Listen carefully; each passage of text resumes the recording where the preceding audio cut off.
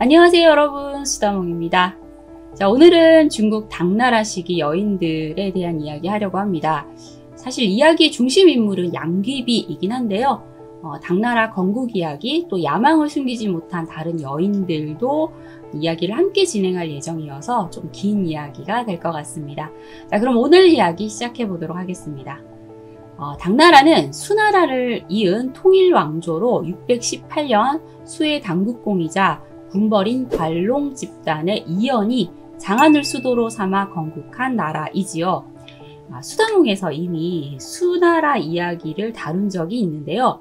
아버지 양견 수문제를 죽이고 황제가 된 양광 수양제가 미친 토목공사를 하고 또 고려 원정에 실패하는 등으로 나라를 혼란에 빠뜨려서 전국에서 반란이 일어나게 됩니다.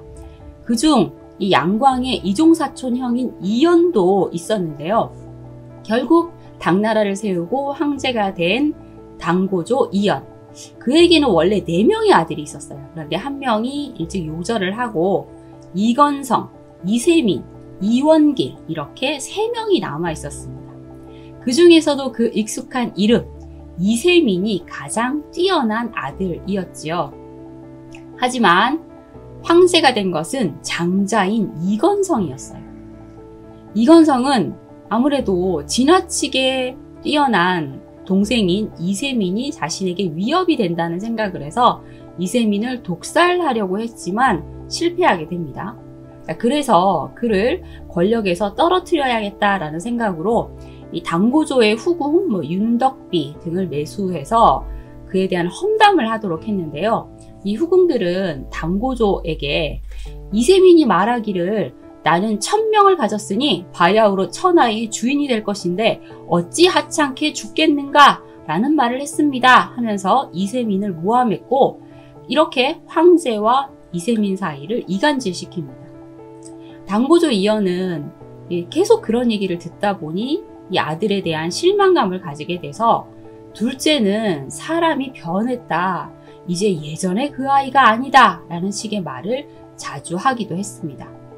자, 그리고 626년 돌고리 북방 변경을 침입하자 이건성은 이원길이 이세민의 군대를 이끌고 가서 돌고래 침략에 맞서는 것이 좋겠습니다 라는 건의를 해요. 일단 이세민의 손발이 되는 측근들을 다 데리고 전쟁에 나서면 그 손발 측근들을 제거하기도 좋고 또 떨어뜨려 놓은 이세민도 제거할 수 있을 것이다 라는 생각을 했기 때문이죠. 그런데 이 계략은 이세민의 귀에 들어가게 되었고, 이세민의 측근 장손무기와 방현영이 태자 이건성과 이건기를 우리가 먼저 제거해야 합니다 라는 주장을 하죠. 결국 결심이 선 이세민은 태자와 이원길이 폐하의 후궁들인 윤덕비, 장처별을 희롱하였습니다 라고 당고조에게 고자질하게 됩니다. 자, 이 말을 들은 고조, 화가 머리 끝까지 올라서 이튿날 내가 신문을 하겠다 라고 소리를 치지요. 자, 그리고 입궁하라는 황제의 명을 받은 태자와 이원길, 뭔가 모를 이 불안한 마음을 가지고 황궁으로 나아가게 되는데요.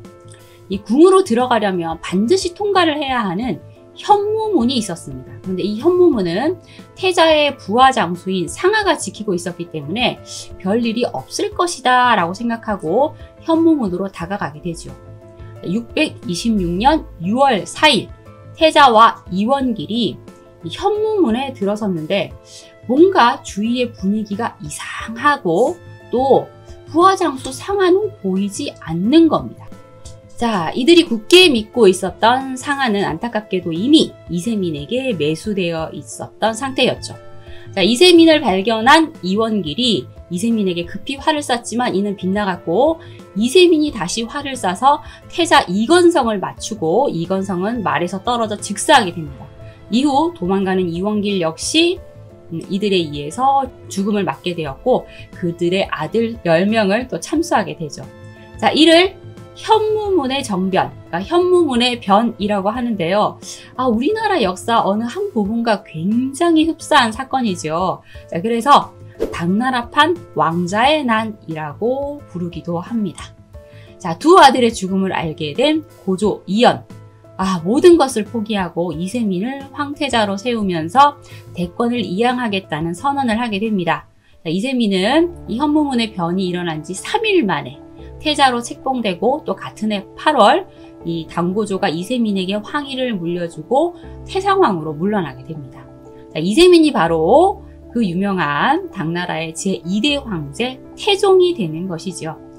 당나라는 628년 이 이세민의 활약으로 전 중국을 통일할 수 있었습니다. 자, 이렇게 형제의 피를 묻히고 황제가 된 당태종. 하지만 그는 자질을 갖춘 황제여서 그의 재위기간 당나라는 전무후무한 황금기를 구가하게 됩니다. 태종의 연호가 정관이었기 때문에 이 나라를 잘 다스린 그가 이제 23년간 나라를 잘 다스린 그 기간을 정관의 치라고 부릅니다. 태종은 적극적인 대외 팽창에 나서 동돌궐과 서북지방의 북방민족을 복속시켰고, 또 수나라의 율령체제를 정비하고 계승합니다. 이렇게 나라를 안정시키고 번영시켜 나갔던 것이죠. 자, 그런 태종에게 아름다운 후궁이 들어오게 되니 훗날 무측천이 되는 무시 여인입니다. 자, 우리 무측천은 여러분 수다봉 영상이 올라가 있긴 한데요. 좀 간략하게 무측천 얘기는 하고 넘어가도록 하겠습니다. 자, 이 무시 여인은 원래 태종의 후궁으로 들어오게 되지만 이 태종의 아들 고종의 눈에 들어 결국 고종의 황후 자리에 오르게 되는 여인이죠. 하지만 거기에 만족하지 않고 자신의 아들 이현이 이제 중종으로 황제가 되지만 그를 허수아비 황제로 세우고 자신이 정치를 해 나갑니다. 아들 중종이 또 정치에 관여하려고 하자 과감히 그를 폐위시키고 중종의 동생 이단을 예종으로 또 즉위시켜서 꼭두각시 황제로 만들지요. 그러다가 690년 예종마저 폐위시키고 스스로 황제가 되어 국호를 무라고 고치게 되니 당나라의 국호는 잠시 바뀌게 됩니다. 자, 그러다가 705년 무측천이 병이 악화되자 중종이 다시 정사를 돌보게 되고 무측천 사망 후 황제로 즉위, 국호는 다시 당으로 되돌리게 됩니다. 자, 무측천의 통치는 이렇게 막을 내렸지만 그 뒤를 이어 정치를 뒤흔들려는 야심을 품은 여인이 있었으니 그녀가 바로 중종의 황후 위씨였습니다. 중종은 일단 영왕으로 있을 때 혼인을 해서 정실왕비 조씨가 있었어요. 그런데 이 영왕비 조씨가 시어머니 무측천의 미움을 받아서 결국 감옥에서 굶어 죽게 됩니다. 자, 그리고 궁녀 출신의 영왕의 총애를 받던 후궁 위씨가 새 영왕비가 되었던 것이죠. 그리고 남편이 황태자가 되고 황제가 되어서 이 위씨 역시 이제 황후가 되었던 겁니다. 위황후는 굉장히 한미한 가문 출신이었어요. 그래서 자신의 친정의 위상을 높이기 위해 중종에게 계속 말을 넣습니다. 우리 아버지 벼슬 좀 올려주세요 해서 이 위황후의 아버지 위현정은 종팔품 참군에서 정사품 예주자사가 되죠. 그런데 여기에서 만족하지 못하고 황후의 아버지 직책이 이렇게 낮아서야 어디 쓰겠습니까? 라고 또 부탁을 해서 중종은 이 장인을 정이품 시중에 임명하려고 해요. 하지만 어머니 무측천과 신하들의 반대에 부딪히게 됩니다. 함부로 외척의 지위를 높여주어선 안 된다는 것이었죠. 황제가 돼서 이 장인 자리 하나 못 만들어주나? 라는 그런 좀 억울한 생각을 했던 중종이 내가 천하를 전부 위현정에게 준다 해도 큰일 날 것이 없다 라는 말을 합니다. 그러니까 내 자리를 내준다고 해도 뭐 그리 큰일이겠느냐 라고 한 말인데 자신은 자존심이 상해 한 말이겠지만 이것은 굉장히 위험한 발언이었죠. 자, 이런 상황을 그냥 넘어갈 리 없었던 무측천, 너는 황제의 자격이 없다 하면서 중종의 황관, 골룡포, 신발, 옥새를 빼앗아버리고 열응군왕으로 강등시켜버립니다. 중종과 위황후는 결국 쓸쓸히 방주로 유배를 떠나야 했는데 그때 위황후가 임신 중이어서 유배 가는 도중에 딸을 낳았으니 그 딸이 바로 안락공주입니다.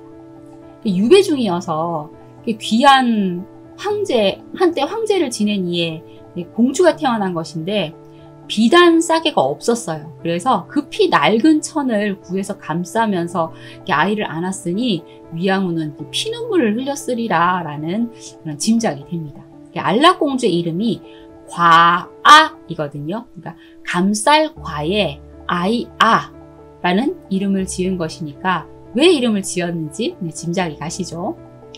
위양후의 아버지 위현정은 유배지에서 낙심을 하고 지내다가 또 사망을 하게 됩니다. 이 중종과 위양후는 유배 생활을 15년 동안이나 하게 되는데 중종이 의지할 사람은 오로지 부인인 위양후 뿐이었어요.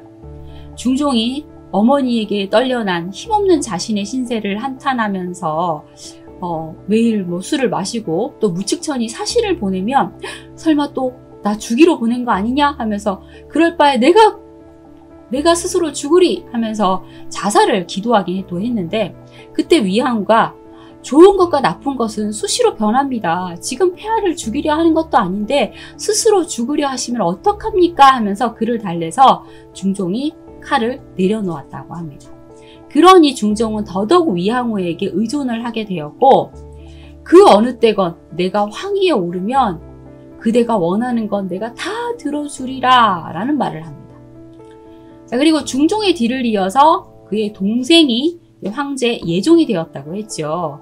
그런데 무측천이 스스로 황제가 되면서 이 예종은 황태자로 격하되었고 또 무측천의 경계가 너무 심해서 동궁에 감금되다시피 해 있는 상태였어요.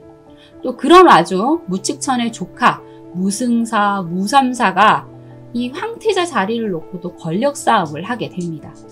자, 이 모습에 실망한 무측천, 괜찮은 놈이 이렇게 없단 말인가 라고 한탄을 해서 결국 자신의 손으로 끌어내린 아들 중종을 다시 불러들여서 699년 그를 태자로 삼게 됩니다. 자, 이렇게 중종이 돌아오기까지 사실 위양후에 이 숱한 노력, 물밑 작업이 있었습니다. 무측천의 딸이자 위양후의 신우인 태평공주에게 제발 우리가 다시 돌아갈 수 있게 힘을 좀 써주십시오 하면서 계속 편지와 폐물 등을 보내왔던 겁니다.